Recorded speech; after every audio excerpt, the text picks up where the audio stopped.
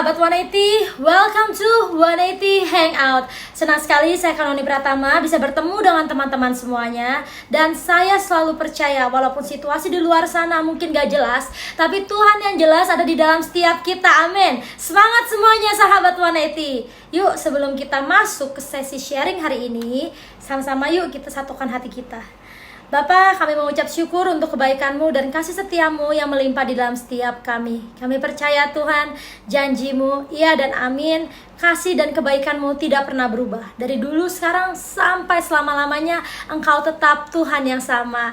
Biarlah Tuhan, Roh Kudus Engkau bergerak sebebas-bebasnya. Penuhi hati setiap anak-anak-Mu, penuhi pikiran setiap anak-anak-Mu untuk menerima kebenaran yang Engkau ingin bagikan. Terima kasih Tuhan, hanya di dalam nama Tuhan Yesus kami berdoa dan mengucap syukur. Yang sama-sama percaya katakan, amin. Ya, semangat semuanya sahabat 180. Langsung saja yuk kita mendengarkan sharing yang seru hari ini. Tuhan Yesus memberkati. God bless you all. Enjoy. Shalom teman-teman semua. Kita mau puji sembah Tuhan lebih lagi. Sebab kasih Tuhan gak berkesudahan, gak pernah habis-habisnya rahmatnya dalam hidup kita. Mana tangan-tangan yang mengasihi Tuhan. Yes. Yuk kita sama-sama nyanyiin ya. Lebih semangat. Kasih Allah tak berkesudahan, selalu baru setiap pagi.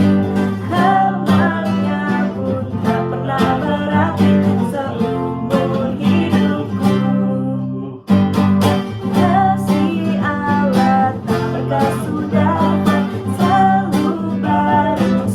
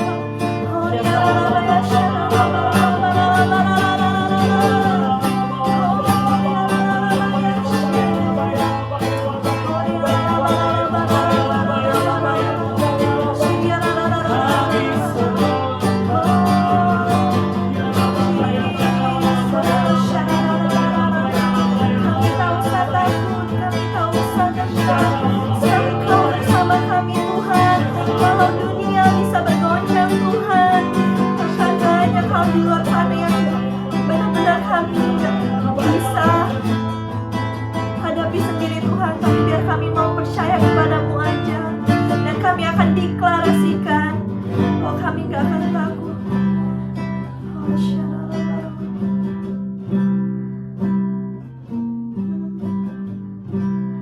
Tak usah ku takut, sebab kau sertaku. Tak usah ku bimbang, kau di dalamku. Tak usah ku cemas, kau penghiburku. Saat ku lemah, kau kuatku. Tak usah ku takut, tak usah ku takut, sebab kau sertaku. Tak usah ku bimbang, kau di dalamku. Tak usah ku cemas, kau penghiburku. Saat ku lemah, kau kuatku. Ku nyanyi haleluya,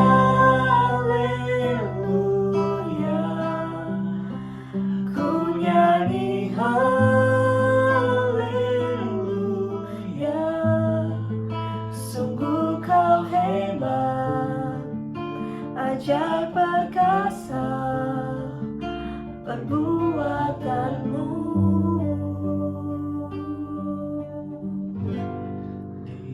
Hidupku. Shalom 180 Teens, senang kalau hari ini kita bisa berjumpa dalam program ibadah online 180 Teens di Tower Jakarta. Perkenalkan, nama saya Kevin Handoyo, boleh dipanggil Ko Kevin. Dan Ko Kevin hari ini percaya bahwa di setiap ruangan yang kamu sedang gunakan dan di relung hati kita masing-masing, Roh Kudus hadir. Dia yang akan menjamah, memulihkan, mengubah, menuntun kehidupan kita lewat firman-Nya.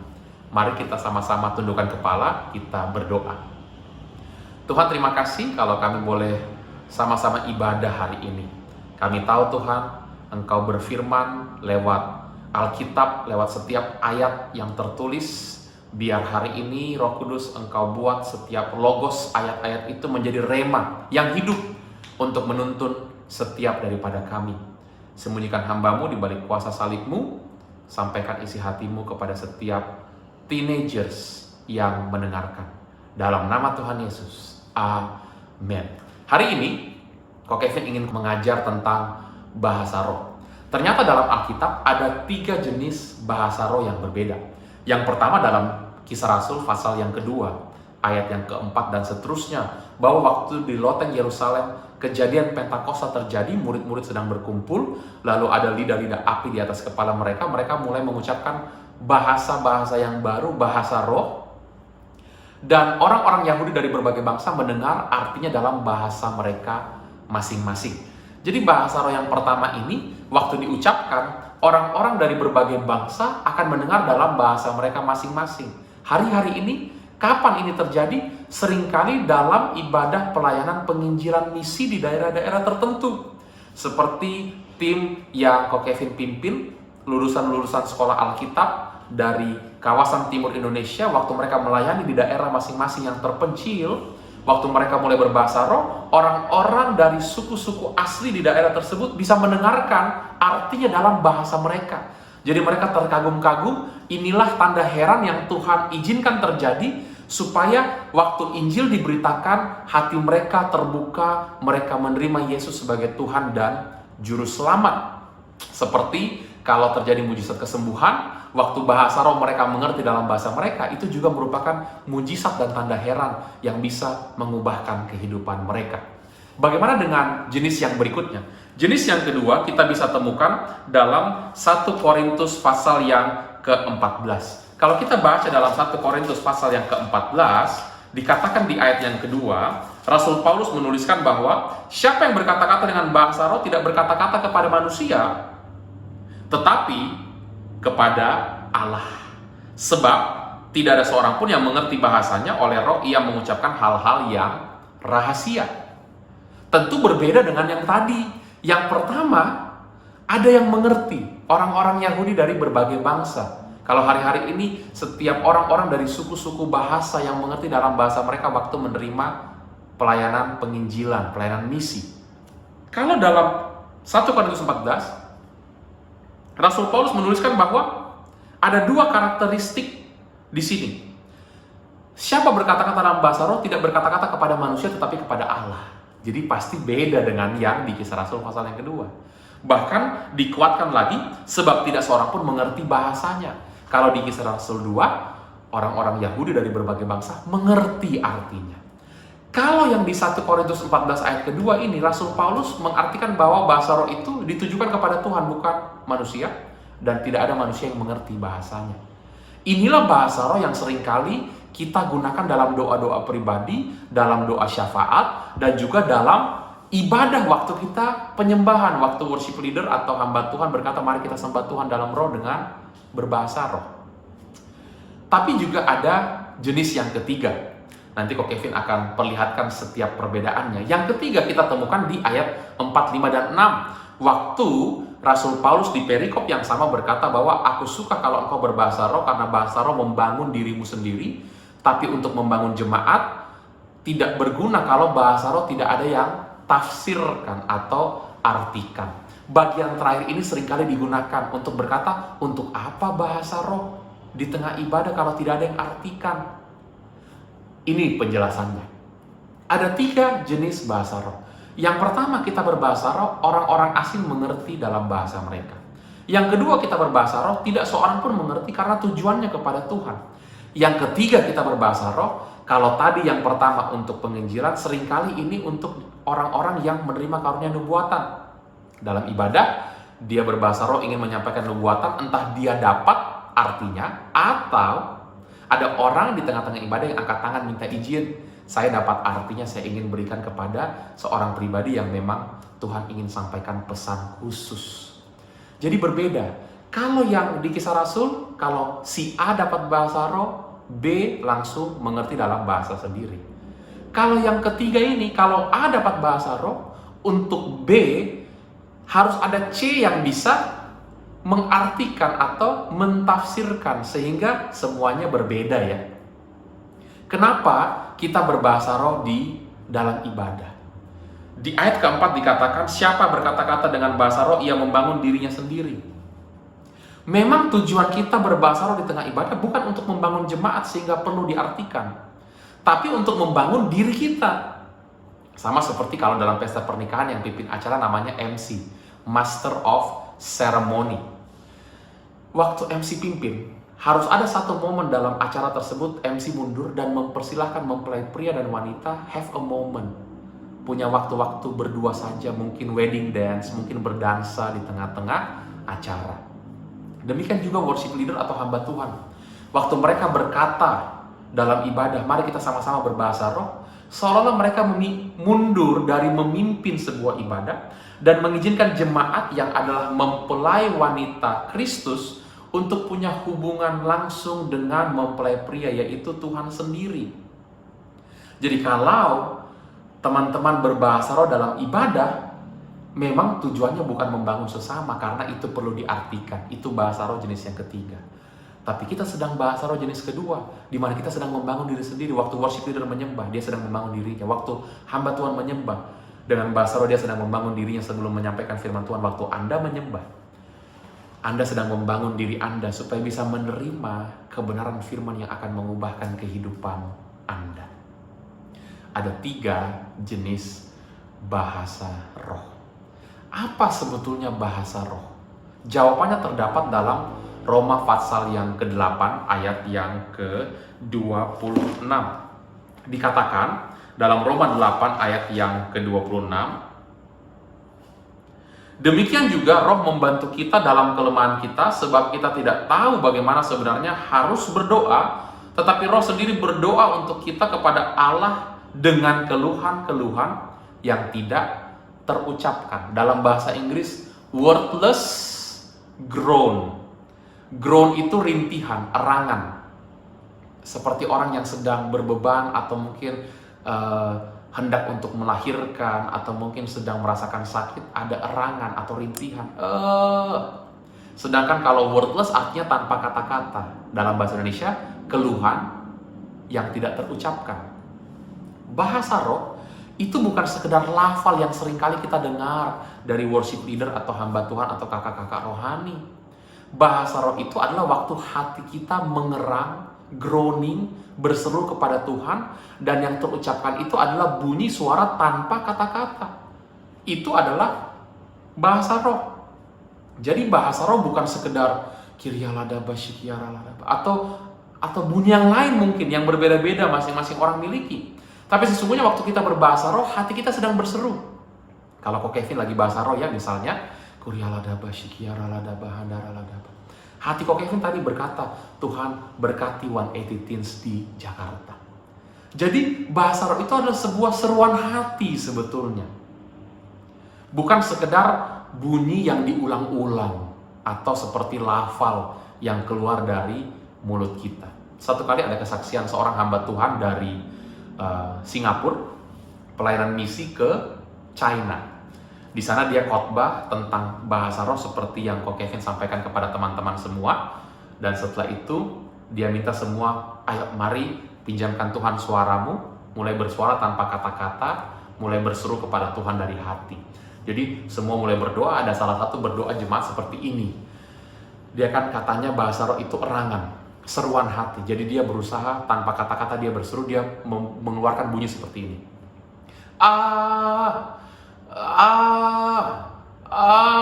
Tapi dia berdoa dalam hatinya.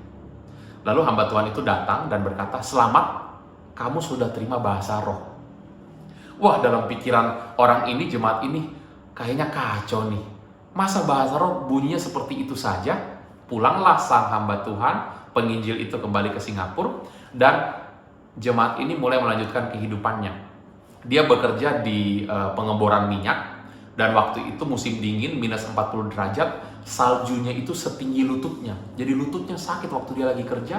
Dia ingat doa punya kuasa, apalagi kalau doa dalam bahasa roh. Jadi dia pegang dua lututnya, dia mulai berbahasa roh seperti yang dia tahu caranya. Yaitu apa? Berseru dari hati, berdoa kepada Tuhan. Jadi bunyi yang keluar adalah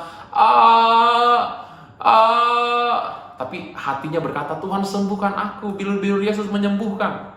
Seketika itu juga sembuh sakit lututnya di tengah-tengah musim dingin yang begitu luar biasa.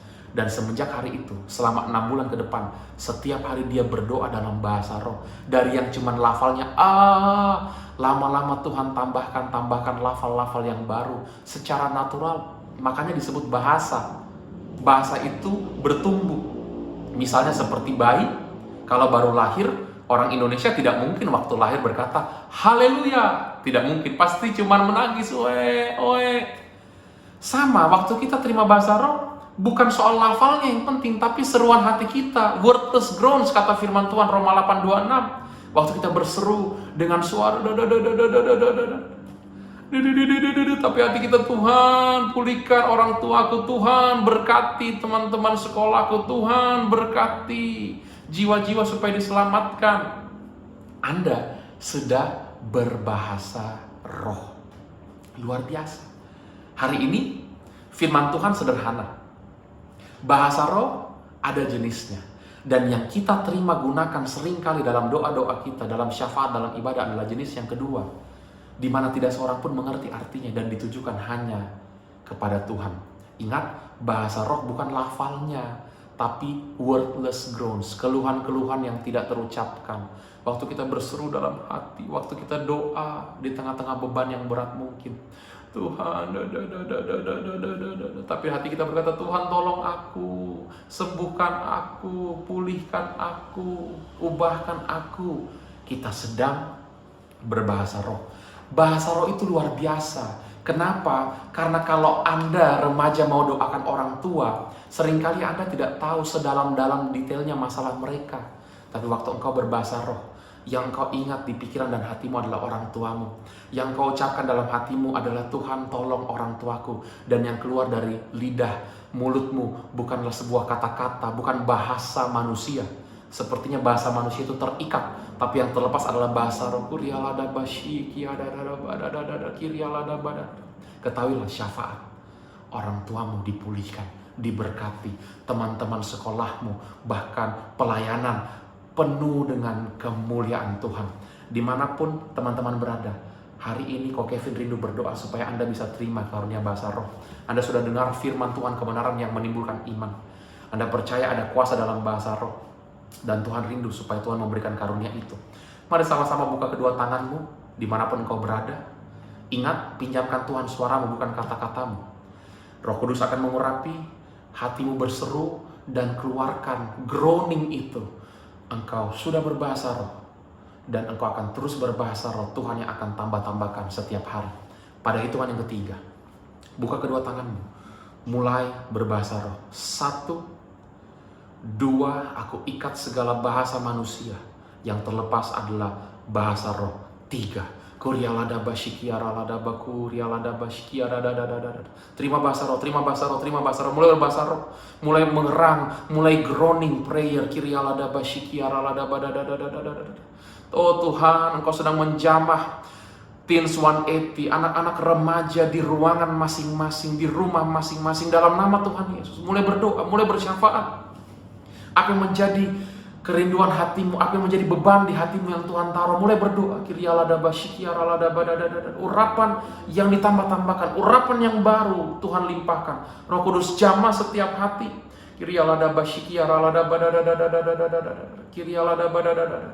Terima kasih Tuhan, terima kasih untuk setiap orang-orang muda yang sudah terima karunia bahasa roh, yang akan menggunakan senjata ini untuk mengucapkan hal-hal yang rahasia langsung kepada Tuhan. Doa-doa yang penuh kuasa yang Tuhan akan dengar dan Tuhan akan jawab. Terima kasih Tuhan. Kami mengucap syukur biar Teens 180 menggunakan bahasa roh di akhir zaman ini untuk memuliakan Tuhan, untuk menerima kekuatan yang baru, untuk bersyafaat, dan untuk membawa kebangunan rohani. Terima kasih Tuhan. Segala kemuliaan hanya bagi nama Tuhan Yesus. Diberkati setiap remaja yang ikut ibadah online hari ini. Dalam nama Tuhan Yesus. Amin. Tuhan Yesus memberkati. Mari kita berdoa dalam bahasa roh. Terus rajin berbahasa roh. Seperti Paulus berkata, aku berbahasa roh lebih banyak dari semua yang lain. Aku suka kalau engkau berbahasa roh, karena engkau membangun dirimu sendiri. Mari kita bangun diri kita dengan berdoa dalam bahasa roh untuk kemuliaan Tuhan. Sampai jumpa berikutnya. Tuhan Yesus memberkati.